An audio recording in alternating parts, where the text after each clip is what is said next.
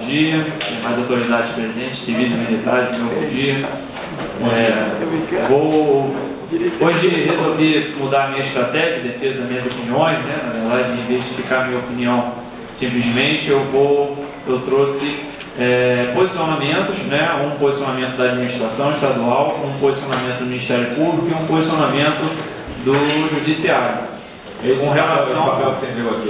O papel que eu entreguei são 3 decisões, e aí para ficar mais ainda equilibrado, são 2 praças e 2 oficiais sendo punidos por conta de... São decisões que envolvem 2 praças e 1 oficial com relação à transgressão disciplinar em redes sociais.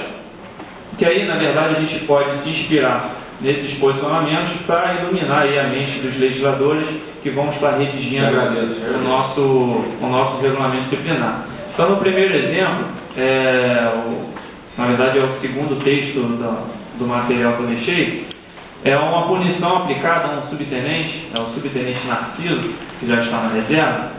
Ele foi punido, e eu vou fazer leitura de pequenos trechos, né? Depois as pessoas podem estimulá-los a ler a decisão por completo.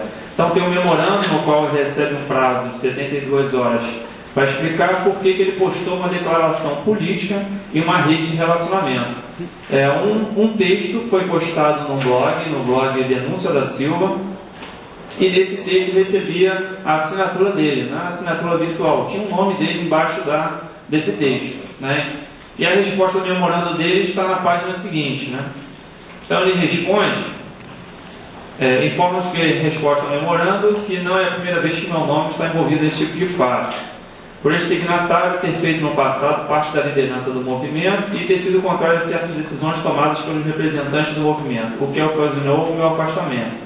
Coincidentemente, venho observando meu nome, assim como de outros militares que já me relataram o uso indevido de meus nomes em postagens semelhantes em alguns sites. Informa ainda que todas as postagens já feitas por esse signatário em alguns sites sempre foram assinadas com meu nome completo e não somente com meu nome de guerra.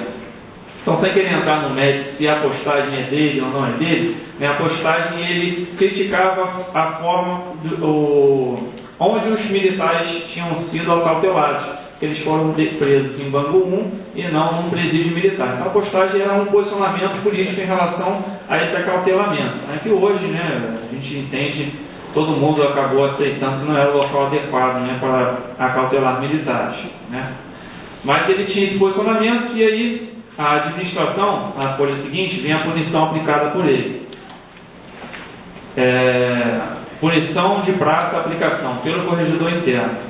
Subtenente Rogério Narciso Bolotão, e ele é punido por, haja vista, não ser crível que postagem em blog, claramente voltada à incitação ao cometimento de crimes militares, transgressões penais, tenha se dado a revelia do depoente. Então, quer dizer, entende a administração aqui no caso que o simples fato de ter um nome da pessoa, de um militar, abaixo de uma postagem é o suficiente para ele ser definitivamente identificado como autor da postagem. E aí concluiu, né, que não foi comprovado que o mesmo é autor da publicação, e a punição foi aplicada, transgressão grave. Ele recebeu a pena restritiva de liberdade máxima, né, que ficou preso por 30 dias. Então essa postagem com o nome dele lhe levou a uma punição de 30 dias.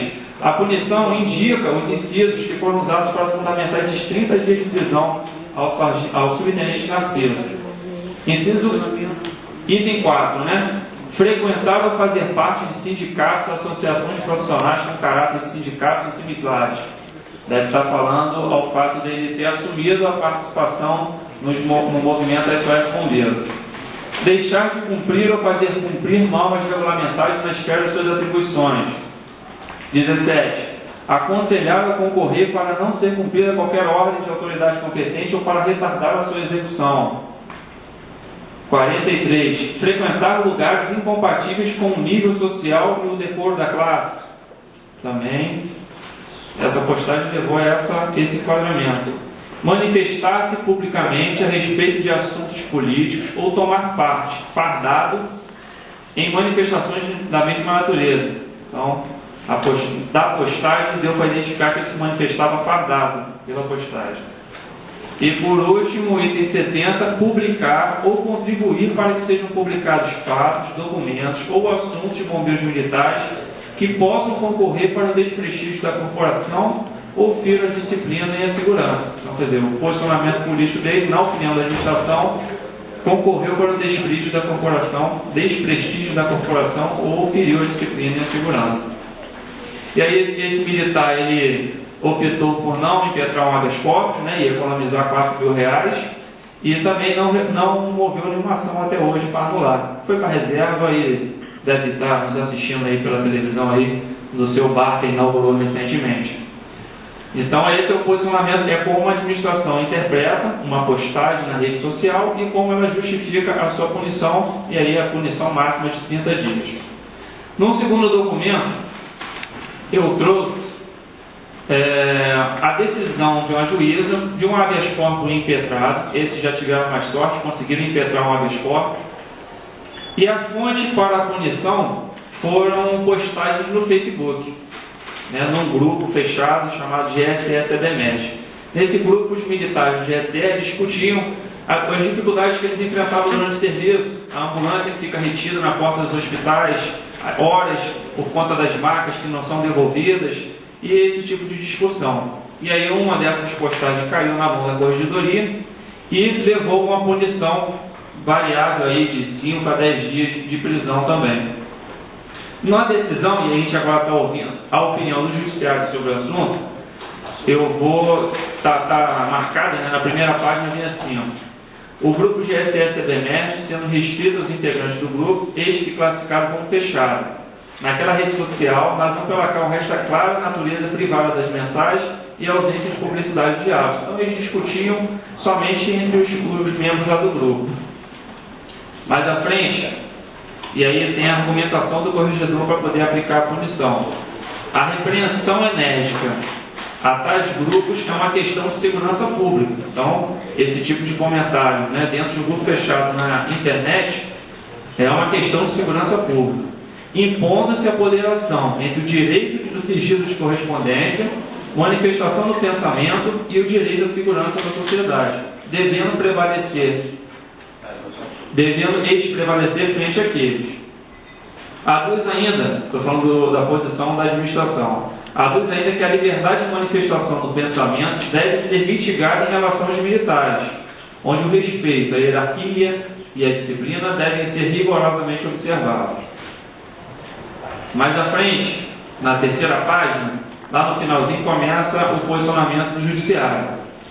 Ocorre que os princípios da hierarquia e da disciplina, assim como os demais princípios constitucionais, não são absolutos, podendo sofrer limitações, especialmente quando em conflito com os valores de ordem constitucional, destacando-se os direitos e garantias fundamentais.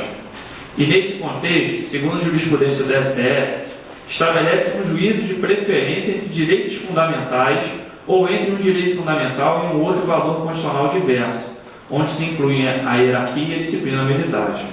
Deste modo, o Estado democrático de direito em que se constitui o Brasil, os princípios da hierarquia e da disciplina encontram-se em plena aplicação. Todavia, como não são absolutos, tais princípios devem ser harmonizados com os demais princípios constitucionais, destacando-se os direitos e garantias fundamentais, de forma que a hierarquia deve ser exercida como uma forma de comando em prol dos fins institucionais últimos da corporação, e não como uma forma de dominação irrestrita da tropa, ensejando um contexto divorciado da vida em sociedade.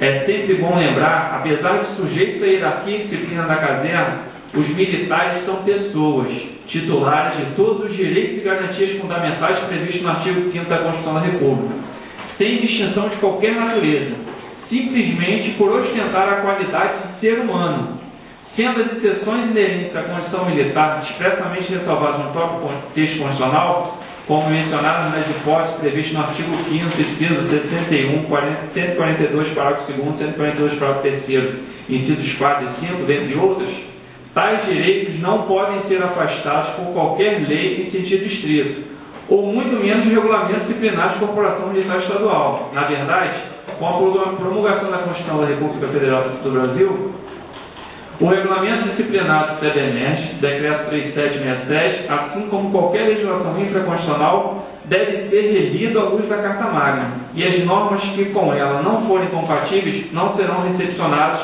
restando desprovidas de eficácia. Eu acho que tem mais um destaquezinho que eu fiz. É só para concluir, vereador, porque deu 10 minutos aqui. Tá bom. Mas é que... Então, na página 7, ocorre que, mesmo assim, a Constituição da República garante aos mesmos um grau de intimidade necessário ao exercício da sua vida privada, apesar da afirmação do ilustríssimo corregedor interno de que, ao contrário do cidadão comum, a carreira militar requer certo despojamento de liberdade. Tal despojamento tem limites, posto que os oficiais superiores da corporação não são senhores da vida privada de seus subordinados. E aí, por fim, a juíza julgou procedente e garantiu a liberdade dos militares.